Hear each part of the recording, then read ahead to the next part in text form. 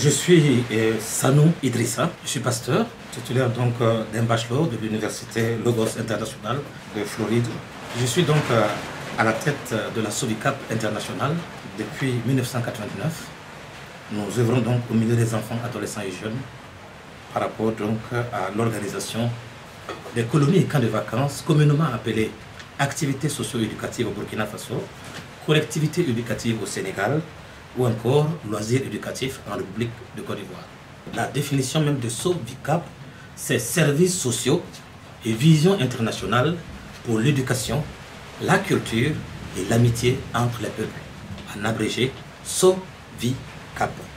Et la SOVICAP internationale, comme son nom l'indique, a pour objectif donc de rassembler les enfants, adolescents et jeunes pendant les vacances scolaires. L'objectif étant de remédier à l'oisivité de ces enfants, adolescents et jeunes pendant donc les vacances scolaires.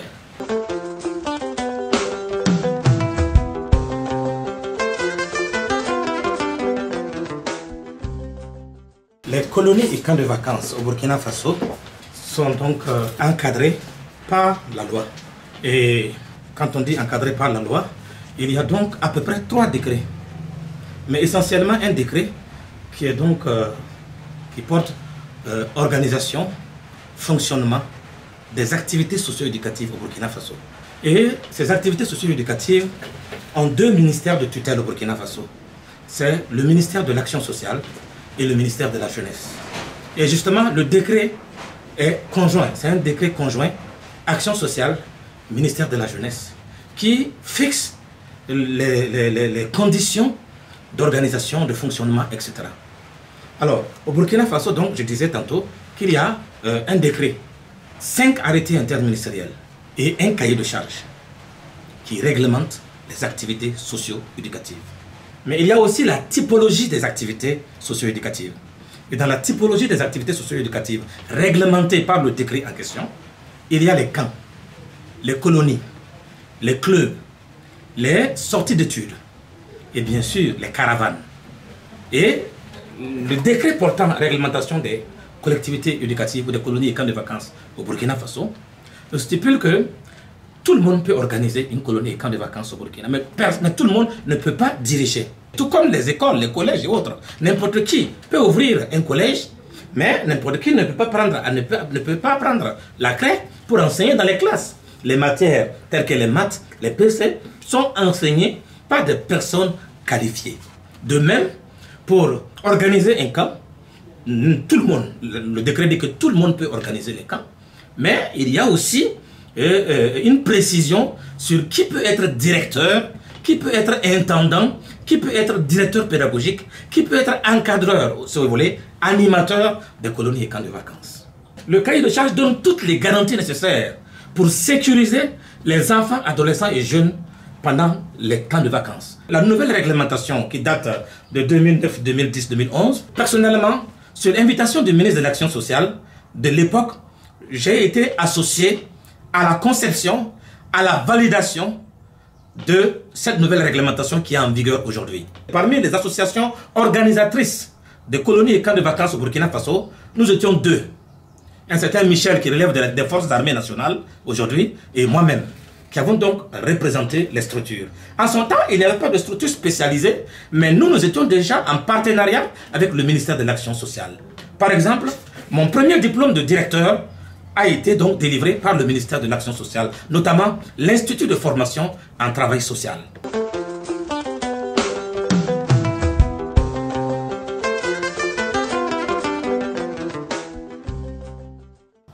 Les colonies et les camps de vacances sont des activités spécifiques qui nécessitent une formation spécifique en la matière.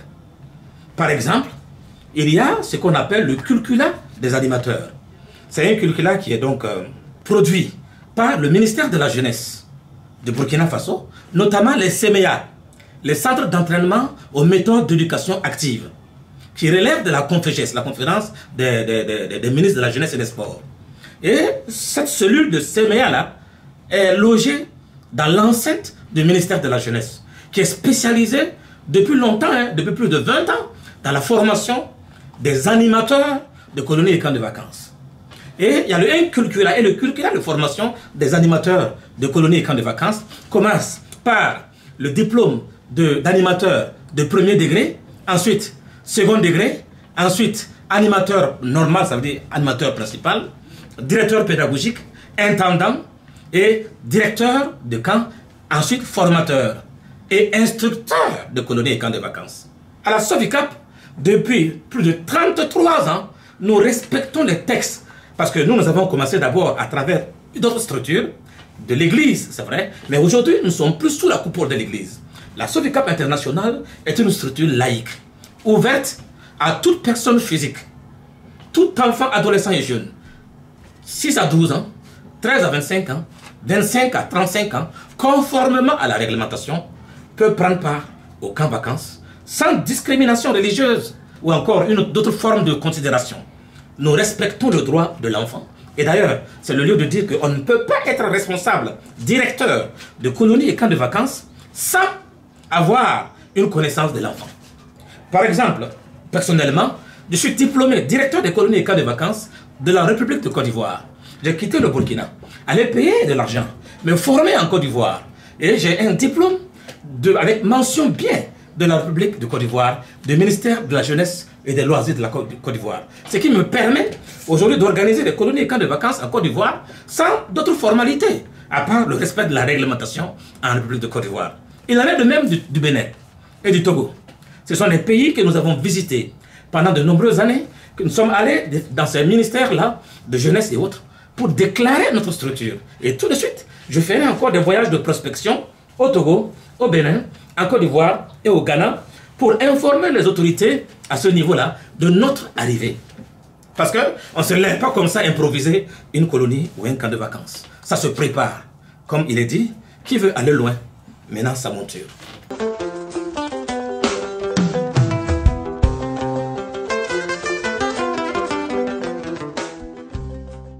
Avec plus de 30 ans d'expérience, nous avons, je peux dire, rencontré certaines difficultés qui nous ont aguerris.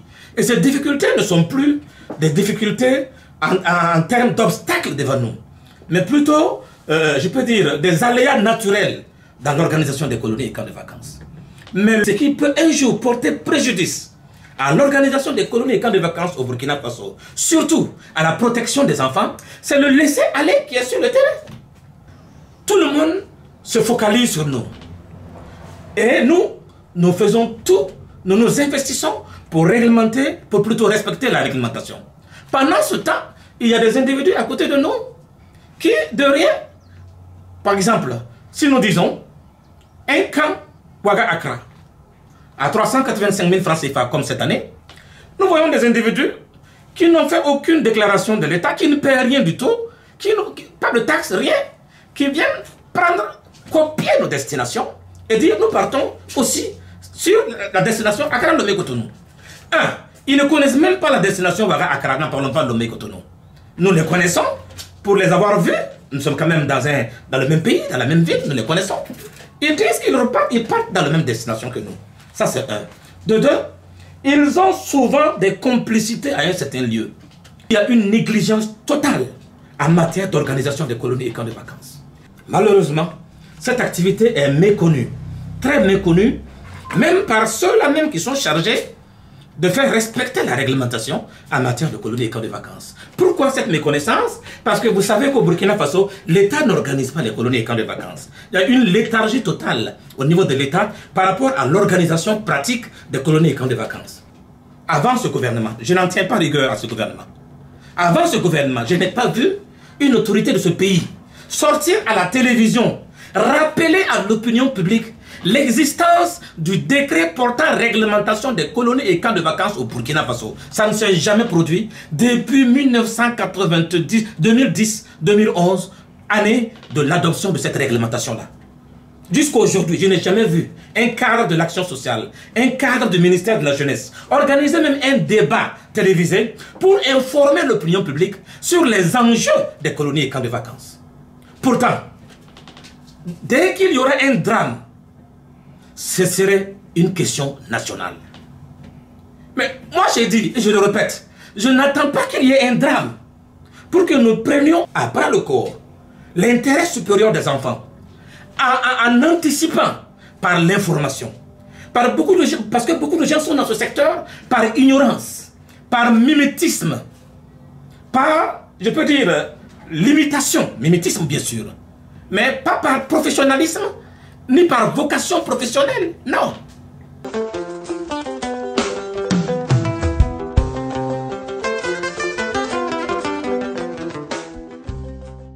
C'est une lettre du ministre de l'Action sociale qui nous permet chaque année, sans autorisation, nous n'organisons pas des colonies et camps de vacances. Tant que l'État ne nous donne pas l'autorisation, nous n'organisons pas de colonies de vacances. Nous présentons d'abord notre projet éducatif. C'est ça le premier élément important pour organiser un camp. Présenter le projet éducatif. L'État exige que vous présentez le projet éducatif. Et dans le projet éducatif, il y a quoi? Il y a non seulement le budget prévisionnel, il y a l'engagement d'assurance. Ça veut dire que vous prenez l'engagement d'assurer les enfants. Et cet engagement se prend à la police. Légalisé. Introduit dans votre demande. Il y a le programme d'activité. Vous allez à Accra, vous allez à Lomé-Cotonou, vous allez à Abidjan. C'est pour faire quoi? Quels sont les objectifs pédagogiques que vous avez? Quels sont les objectifs spécifiques que vous visez? Quel est l'intérêt et les résultats attendus dans vos actions éducatives? Mais l'État a besoin de tout ça. Et c'est tout ça qui fait une colonie et un camp de vacances professionnel. Eh bien, ce sont ces éléments que nous remettons à l'État. Et c'est après étude. Ça veut dire que le ministère de l'Action sociale, le ministère de la Jeunesse, a un département spécialisé qui étudie nos dossiers. Et on appelle cela le service technique, qui étudie nos dossiers, qui donne son avis favorable au ministre. Et quand vous prenez notre autorisation, vous allez voir le ministre qui dit, vu la demande de l'intéressé, vu le décret numéro tant, etc., vu la demande de l'intéressé, vu l'avis favorable du service technique, le ministre décide et nous délivre une autorisation. Et c'est au vu de cette autorisation que nous organisons notre camp dans le strict respect de cette réglementation-là. Par exemple, un enfant ne quitte pas le Burkina Faso sans une autorisation parentale. Ça aussi, c'est un autre décret qui institue l'obligation d'avoir une autorisation parentale pour les enfants mineurs. Les enfants de moins de 19 ans ou de 20 ans, je crois bien. Ils doivent avoir donc chacun une autorisation parentale. Après cela, un laissez-passer pour sortir du Burkina. Voici par exemple ici une copie de l'autorisation parentale que nous exigeons à tous les parents. Les parents, ils partent à la police, le formulaire est à la police, c'est marqué autorisation parentale, le parent dit, je sous-signé, monsieur X autorise mon enfant Y à aller à Accra en compagnie de monsieur Sanou Idrissa. Donc, ce document-là, autorisation parentale, nous est remis. Nous rassemblons toutes les autorisations parentales, nous nous adressons à la Direction générale de la police nationale, qui, chaque année, favorise nos passages dans les différentes frontières. Depuis une dizaine d'années, nous sommes escortés, soit par la gendarmerie nationale, soit par la brigade anticriminalité, soit par donc les CRS. Et je profite de votre micro pour dire merci à ces différentes autorités, au chef d'état-major de la gendarmerie nationale, et bien sûr de la police nationale, des CRS, etc., de toutes ces structures qui nous protègent. Chaque année, quand nous demandons la protection, ils viennent ici devant à mon bureau, ils escortent les enfants jusqu'à la frontière, armés, jusqu'à notre pays de résidence. Et en cas de problème aussi dans ce pays-là, au vu de laisser-passer qui nous protège, ces personnes viennent à notre secours. Nous ne pouvons pas sortir avec un enfant que si son nom est sur le laisser-passer. Nous ne pouvons sortir avec un enfant de moins de 18 ans que si le parent nous donne une autorisation parentale. Ça rassure les enfants, ça rassure les parents, nos voyages se déroulent bien. C'est pourquoi, en 33 années d'existence, la SODICAP n'a enregistré aucun incident majeur. Et là, ce n'est pas notre force, c'est la grâce de Dieu. Mais Dieu nous protège, nous prenons les mesures nécessaires pour nous protéger et protéger nos enfants.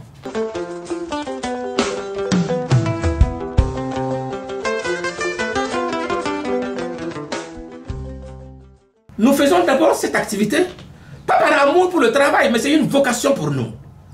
Éduquer les enfants pour un avenir meilleur, c'est une vocation pour nous. Personnellement, je rends grâce à Dieu de cette opportunité qu'il me donne d'encadrer les enfants, adolescents et jeunes du Burkina depuis plus de 33 ans. Et jusqu'à aujourd'hui, je peux dire, Ebenezer, Dieu a toujours béni nos départs bénir nos arrivées. Mais c'est parce que simplement, nous mettons notre confiance en Dieu, oui, mais nous aussi, nous mettons les petits plats dans l'écran avec un encadrement professionnel, une vigilance accrue pour sortir avec les enfants et les ramener sains et saufs. Et là-dessus, en 33 années d'existence au Burkina Faso, nous sommes fiers d'avoir contribué un tant soit peu à l'épanouissement intellectuel, civique et moral des enfants et jeunes du Burkina Faso. Je suis père de 2 enfants. Mon premier garçon a 23 ans, il fait le master, il travaille, il fait le master. Mon deuxième, qui est une fille, a 16 ans, l'année prochaine, elle part en terminale. Et ses enfants participent au camp. Moi-même, je ne reste pas dans mon bureau. J'ai assisté pendant ces 33 ans à toutes les colonies et camps de vacances organisés. J'ai à mon actif plus de 52 colonies et camps de vacances organisés au Mali, au Burkina, au Ghana, au Niger, au Togo, en Côte d'Ivoire, au Burkina Faso, en avion, en car et en train. Parlant de l'expérience, je connais les pays qui sont autour de nous. Je connais très bien les points et les recoins de ces pays-là, les itinéraires. En matière d'organisation pratique des colonies et camps de vacances, depuis 1989 jusqu'à ce jour, ce qui a été un obstacle dans l'organisation des colonies et camps de vacances, c'est d'abord l'Ebola qui nous a créé des problèmes, ensuite la Covid-19, et bien sûr certains aléas tels que les frontières, la fermeture des frontières et autres. Sinon, chaque année, nous avons eu un camp, et nos camps ont toujours été autorisés par l'État burkinabé, contrôlés par l'État burkinabé, pour dire que l'État même envoie des agents, notamment l'action sociale et le ministère de la jeunesse, ont eu à envoyer des agents dans les pays où nous sommes, tels que le Togo, tels que le Ghana, pour venir inspecter nos colonies de vacances sur place dans ces pays-là. La différence entre la Sovicap et les autres, nous sommes formés pour organiser, surtout pour diriger. Je vous ai dit que je suis directeur attitré des colonies et camps de vacances. Mes animateurs aussi sont formés. Donc nous ne sommes pas seulement des promoteurs. Nous sommes des spécialistes, des professionnels des activités socio-éducatives. Malgré la négligence qui se trouve autour de nos actions éducatives, mais nous savons que nous avons des responsabilités. Nous avons des obligations. Premièrement, notre obligation, c'est de rendre compte au ministre. Et dans toutes les autorisations que nous avons, le ministre dit à la fin qu'il se réserve le droit d'inspecter nos colonies et camps de vacances. Et le ministre nous dit que nous avons l'obligation, 21 jours après nos activités, de produire un rapport. Et nous remettons ce rapport-là au ministre. Nous avons une obligation de résultat. Nous avons une obligation de veiller sur la sécurité physique, morale et affective des enfants et adolescents et jeunes. Et c'est ce que nous faisons depuis 33 ans, pour ne pas dire plus de 33 ans.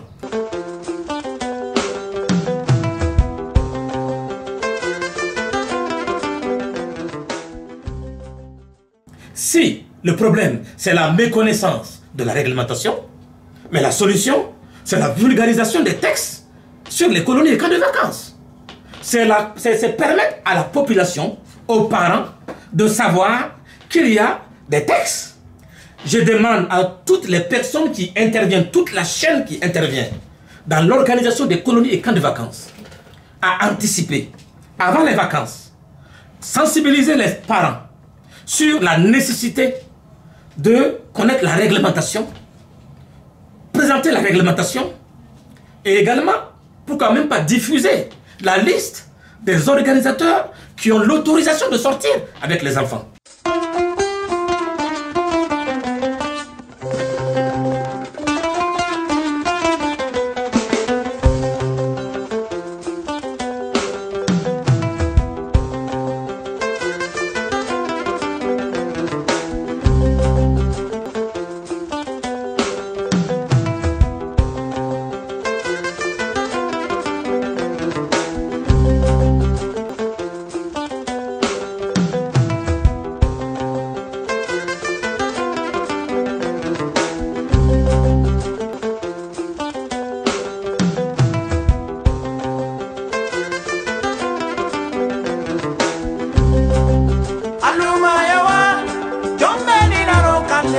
Ibana ke mokoro diela tiaro